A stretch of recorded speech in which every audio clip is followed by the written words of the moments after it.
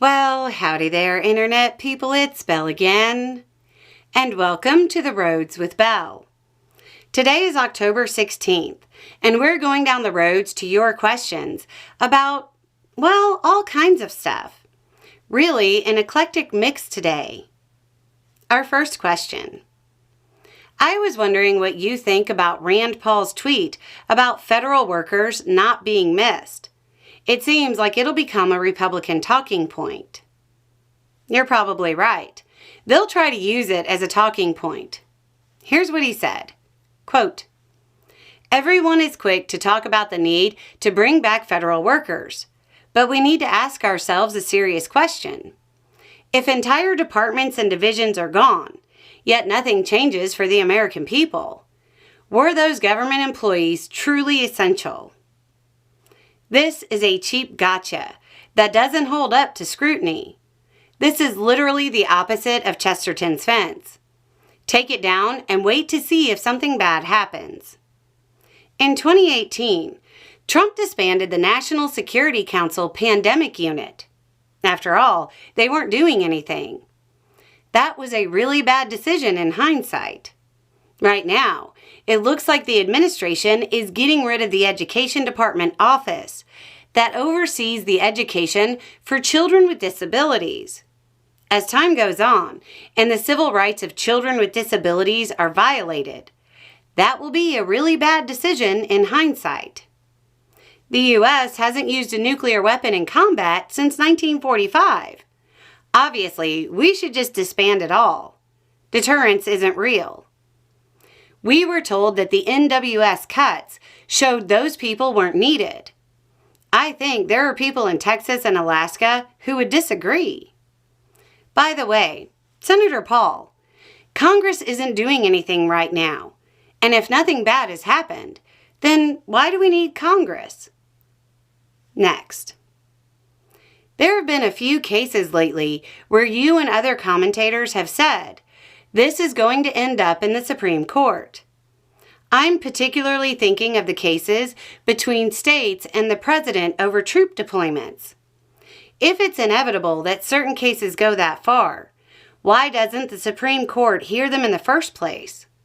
I realize they're busy, but why go through the bother and expense of multiple tiers of lower courts before getting to the top, if it'll just end up there anyway? Thanks again. Still bemused European. Because of the way our system is set up, there are certain steps it has to go through first. Otherwise, everybody would just try to take every case to the Supreme Court. At its heart, the Supreme Court primarily handles constitutional issues and some federal law issues. So the other stuff has to get out of the way first. Most of the cases come through appellate jurisdiction, which is something coming from a lower court. There are some types of cases where the Supreme Court has original jurisdiction, and it can start there. But those are normally cases between two states. Our legal system is a maze of various jurisdictions and different courts that is downright baffling. Next. Why didn't you talk about Columbus? We're on different sides of the political divide, but you seem to love the United States. How can you just ignore somebody who discovered this country? We have to find a united history to unite. Well, Columbus never set foot in what became the United States. He did not discover this country. So, it's going to be hard to unite behind that history. I'm a small rancher in Texas. Can you explain WTF is going on between the USDA and our Agriculture Commissioner? Is MAGA infighting going to lead to real problems here? Yeah, this is important to you. So, close to the U.S. border in Mexico, New World screwworm has been recorded. It's a fly that infects warm-blooded animals. It's a real threat to the cattle industry. So, your commissioner wants to use some kind of synthetic bait and said the bait will knock out the screwworm problem in 90 days. I have seen no evidence that's true, but he said this on a podcast and kind of expressed he wished he had support from the USDA for it. The USDA came out swinging, and to be honest, I'm not really sure why. But a spokesperson put out a statement that said, quote, "In 1 month, USDA's traps in Panama caught thousands of New World screwworm flies. Commissioner Miller's traps caught one, all caps, single NWS fly." When presented with the results of his traps underperforming, Commissioner Miller indicated USDA staff should paint them black, to which USDA declined. USDA looks forward to working with any and all partners who seek to find real, all caps, solutions to defeat the NWS. The commissioner seemed to back off on Tuesday, so maybe this is over. But that kind of discord isn't a good sign for an effort that kind of has to succeed, or the U.S. will lose billions. Next. The IMF warned about a disorderly market correction. Is that as scary as it sounds? Well, yes and no. The International Monetary Fund is really just saying what we've been saying on this channel for months. So, it's nothing new if you've been watching. The difference is that it's no longer Barn Barbie saying it. It's the IMF. I'll give you the quote from the IMF, and then the non-economic speak. Quote, "Valuation models indicate that risk asset prices are well above fundamentals, increasing the probability of disorderly correction when adverse shocks occur." The English version of that is stocks are overvalued. Think Buffett indicator. The market is divorced from fundamentals, and therefore any shock can send it into correction. So again, it's nothing new, but it being acknowledged this bluntly by the IMF is probably going to have more of an effect on the market than a YouTuber saying it. The good news is that they're still using the term correction and not crash.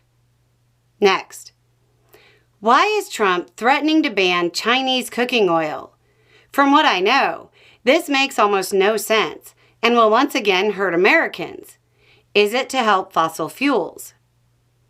If you don't know anything about the cooking oil trade, that probably makes no sense.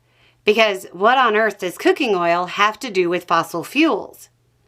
Most cooking oil from China is used cooking oil, and it's used to make biofuels. Our actual cooking oil comes primarily from Canada, Indonesia, and the European Union. I don't think this is Trump playing to fossil fuels. I think he doesn't actually understand what he's talking about. Next. Have you seen the Young Republican chat? Is that getting a video? I hope it's getting its own video, but with the way news is breaking right now, who knows? If you missed it, a chat was leaked allegedly featuring some prominent Republican figures. It's full of racist, misogynistic stuff. Right now, you're thinking, well, yeah, it's a Republican chat. However bad you think it is, it's worse. There are actually lines in the chat that I'm pretty sure we can't even quote on YouTube. It's bad enough that even Trump's White House put out a statement saying, "We don't know them and have no connection to that chat." When Trump is disavowing something like this, you know it's bad. There's praise for a failed Austrian painter. It's bad. Vermont's Republican governor said, quote, "The hateful statements made in this group chat are disgusting and unacceptable. The vile, racist, bigoted, and anti-Semitic dialogue that has been reported is deeply disturbing. There is simply no excuse for it." That sounds like normal Republican hand-washing. He then went on to call for a state senator allegedly linked to the chat to resign and leave the party. Okay, so there you go. A little more information, a little more context, and having the right information will make all the difference. Y'all have a good day.